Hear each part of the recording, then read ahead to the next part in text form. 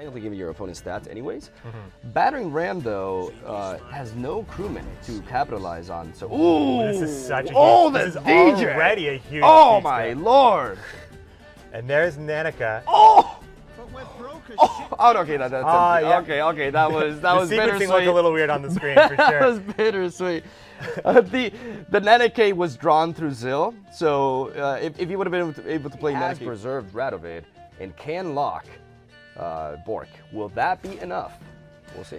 It's interesting. Villain Trettenmirth is a great lock target, and when you have card advantage, you can dodge counter strategies like that. Oh no! Oh wow! Not enough. Are you kidding me? This is huge. This is so huge. This is so huge. He did not. Did he? Is there anything else he could have rest? Was that a misplay or? Freddy's looking like he's going to break through with Radovid, starting things off here. Unbelievable. He got the win. Are you kidding me? How does he do it? How does he do it? I think Freddy faced a lot of criticism about Hanachann, but being able to put Trollo back in the deck there with the status play, SuperJJ is just going to get out of this one. Freddy's going to go up 1-0 in a Northern Realms affair for sure. Freddybabes takes the mirror here, taking his first win of the semifinals on the red side of the coin. He has to renew. He has no other play. Yeah. Even though K-Ren is a better target for this matchup, he did not draw into K-Ren. And that is the only play that would have put him ahead. Barely, just but 1 point. Just squeezes it Calculated. Calculated. Freddy takes the first round, 1 card down, but with 6. He does it. Great play. He does it. Oh, shut down. That denies a little bit of value here. I mean, there's still some good stuff. Oh, there's not really a lot of good stuff at all, That denies a lot of value, especially considering he has Ghoul and Monster's Nest. Oh, down goes the Imperial Brigade. Pretty safe play here. Preserving Joaquin for the very last. Oh, here we go.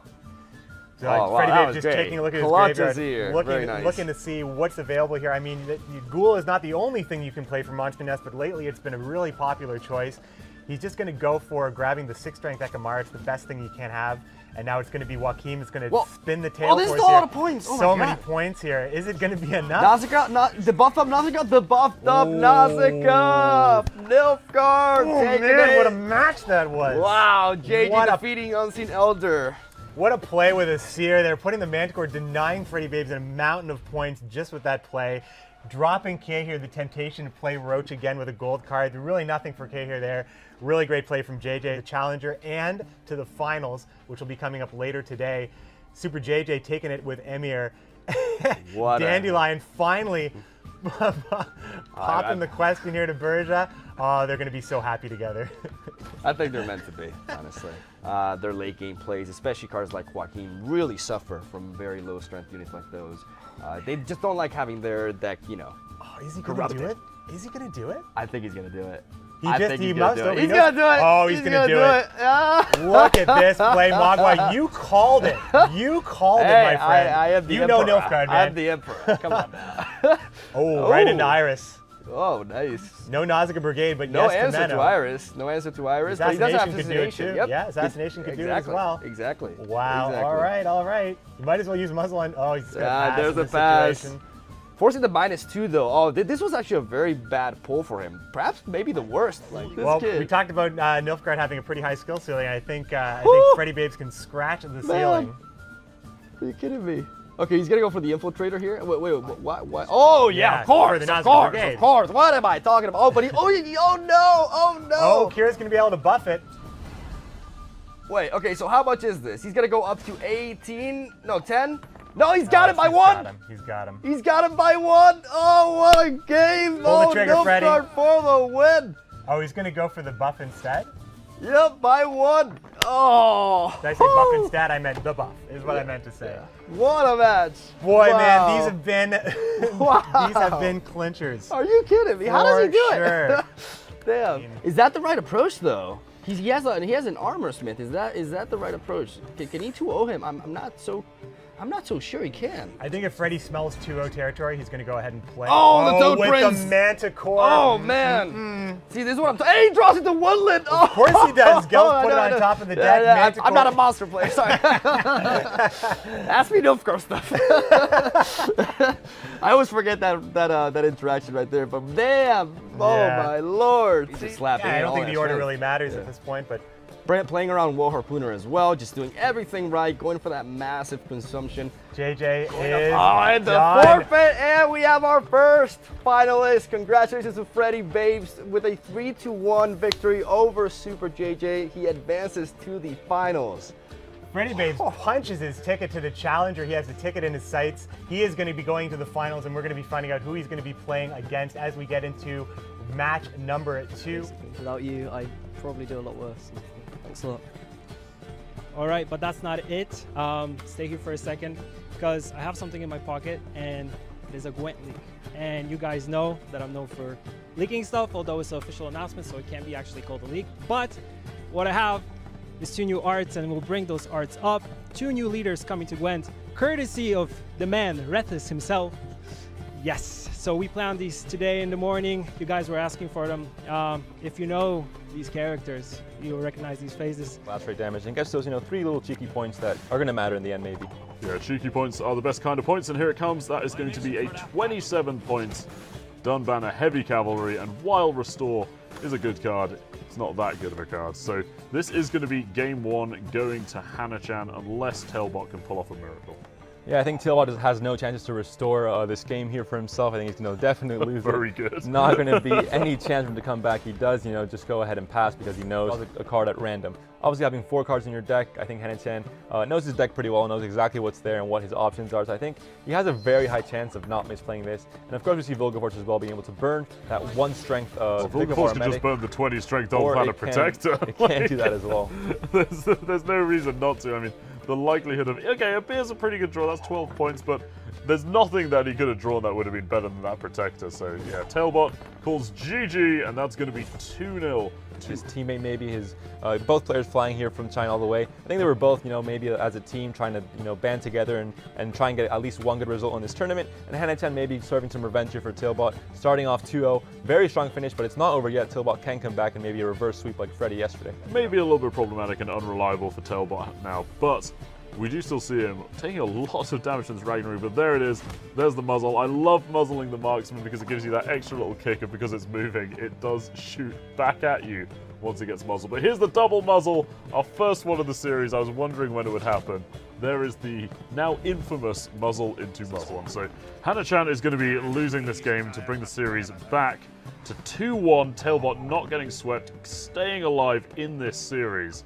And, he's got, to be fair, these games are being closer than the scoreline reads right now, so Tailbot taking a game, of course, absolutely vital for him, and we'll see if he can equal it out in the next game. Well, the games are only closer than it seems because the last cards aren't even being played. We saw Joachim Protector, which ate the Quen up and guaranteed to hit. But now we see Barclay coming out. He knows to get those. No, it's just that. No, Tailbot's got this one. That's not going to be enough. Yeah, it's not enough. It's not enough. It is so close. By 53 to 52. Tailbot stays alive by 1 point. Unbelievable finish to this game. By a single point, like you said before, the Quen obviously doesn't matter because he is going to get, if he needs that +3 buff, he has to move a unit anyway. He moves the Quen and stay just enough ahead, I think, here to be able to not fall behind in tempo here. The Fog only taking for 2 points of damage, and it's not quite enough for OMhanachann to catch up. Yeah, so here comes the Bruvahu, most likely going into the Barclay's play. There he is. So Barclay's comes out, which summons a mercenary, and he's going to move that marksman and fire a shot with it. And this can disrupt the crewman synergy as well, but he decides to just go for the full damage here with a marksman. A great play here, an infantryman will not be enough here because maybe it doesn't get pulled as well, but we see here Tailbot deciding to stack that back row, moving as many units as possible, even though there's 6 units, just to make sure that even if one is moved now, he still has the full targets for Commander's Horn. Tailbot, a 20-point gap, 2 cards left for OMhanachann, and Dijkstra's still not played. Yeah. Maybe it's just way too many points. This is crazy. Commander's Horn cannot be blocked now. He can move 1 unit all he likes, but there is still going to be 5 on that row for a 20-point Horn if it comes out of Dijkstra. So there is some crazy tension going on here right now, but I just think the brute force of this Dijkstra is going to be too much. Tailbot must have this. Dijkstra can't backfire that much, although that is famous last words when you're playing Dijkstra. Dijkstra versus Mercenary. Dijkstra wins that battle most of the times. We're going to see if it happens here as well. Tailbot might just punch his ticket to the final, and with that, a chance to go to the Challenger as well. We're going to see here Dijkstra unfold, see what it can pull here. It's all really in his hands now. Let's see what B he can pull out for us. Absolutely, but we're all waiting on the Dijkstra right now. All we can do is ramble until it's played. We need to see this Dijkstra come down, and we need to see what it does. we're just all viewers now in this Leaks We're all game. viewers now. There's Ronvid Not doing it for Commander's Maid Horn. Bilberry. Let's go. Not Commander's Horn, still a decent card. And Commander's we do Horn. see the Boom. Commander's Horn that absolutely seals the deal for Tailbot. Huge point gap. OMhanachann knows this, he forfeits, and Tailbot, the reverse sweep. We said at the beginning he could emulate Freddy, get the reverse sweep, and come back and win this game. And we saw it happen here. I mean, Tailbot with a huge lead. Obviously on Polish Soul, he has that superpower. Yeah. Commander's Horn, Commander's Horn, and then boom, it went out. Were you expecting that? Yeah, that was a big relief for me, and yeah, just I'm so happy. I don't know what to say even. Yeah. Well, you told your opponent yesterday you will lose. You fulfilled that. In the beginning, we thought that maybe Karma will strike, but no, you made it. How do you feel? You're going to go to Challenger for sure. It doesn't matter what happens in the finals. You're still getting a ticket to Challenger. How do you feel? I couldn't be happier. I think, like, seriously, that's crazy. We have the whole Polish community rooting for you, supporting you. Do you want to send a message? Ja, oczywiście. Dzięki wszystkim i życzę mi szczęścia w finale. Yeah. All right, that was cool, but that's not it. We have one more thing. Here we go, another leak. So let's bring it up. Here we go, 2 more cards, a leader and a weapon. So if you know your lore, you will know these cards. And yeah, they're also coming super soon, so don't miss them. And I'll just give it back. He does not want to give key goals like Shani early on to Tailbot that he can like duplicate them. That would be absolutely devastating. I think that card is very impactful in the mirror and could very well dictate this match as he goes for an early DJ, as he has no Temerian Infantryman in his hand. Like a lot of times players don't go for that. Oh man, this swing! What a pull! This swing though, wow. Well, Dijkstra is known for providing some pretty crazy turns, pretty crazy tempo right there. 20-point swing. He has a Siege Master and Shani left. So we could expect some very powerful machine swings, but the question is, okay. Ooh, okay, so those seems to be his best options. Okay, so that's gonna make Dijkstra that's not gonna be that strong of a Dijkstra. That's an 11-point Dijkstra. Yep. Ooh. He's just going for as much possible points as he can, and it looks like 11 points is gonna be as good as it can be. I mean, you know, Dijkstra is definitely capable of executing much more, but of course Dijkstra can pull silver cards and bronze cards. Nanica can't really make that possible in this situation. Shani's going down. Sure, be glad. Bugatu. She's just a nice gal. Always helping. There's another look at Dijkstra. You know, when you have a Northern Realms matchup, you talk a lot about Dijkstra, especially in the mirror. Wait. Why did he place? Why did he not place that next to a crewman? Ooh, well, what? That may have been a positioning misplay from Tailbot there. I don't. I mean, he is able to reactivate it with the Siege Master. I can't quite really put my finger on why he would have put it out there. Perfect spot there between those two. He could have dealt so much more damage. See it already happening. You know, Freddybabes has only seen Sirius at this point, and with only 3 cards left in Tailbot's deck, you got to put your opponent on having, you know, either Coral or Muzzle for sure. So it's going to take it away right now. Now that doesn't help Tailbot's carryover at all. It only matters to Freddybabes. So that's just going to be Tailbot's going to have a little bit more going into round 3. Not a lot, not a negligible amount, but not a lot. He's like, mine. He takes it down. Points, right? Yeah. He's okay. He's okay, folks. Look at this timing pointer. Timing this kid. Oh my God! Are you kidding me? that sequencing, not going for the ghoul with the monster's nest first, preserving it for the very end, and going for the drowner instead, setting up the Karen. Are you? What? Oh wow, my God! Man. Are you guys taking notes right here? Freddybabes showing it how it's done, going up 2-0 against Tailbot. What a God! Let's talk. And we see 2 strong engine components with double brigade right there as the DJ goes down, gets the Temerian Infantry out of the deck, and pulls another Blue Stripe Scout. Okay, this is really solid. That was a very risky DJ. Now this is giving Freddy a little bit of information though, because that Blue Stripe Scout didn't pull out. Yes. Well, you know what? Actually, I'm going to take that back because I do believe only one Blue Stripes Commando can be pulled at any given turn. They do nothing at all. It would make Dijkstra an 8-point gold, which is not. I mean, if it went as bad as it possibly could go for Tailbot. Oh boy. So, oh boy. Here we go. There, Shani being considered here from Tailbot. I mean, medic. If he were to get something like a bullet, oh my God. Okay, no, you can't kill that with assassination. Oh, he misses out by one, because that would be absolutely bonkers. Like, ooh. I mean, he can kill it. He can kill it by putting both. Yeah, but he loses a lot of value. You lose a lot of value, of course.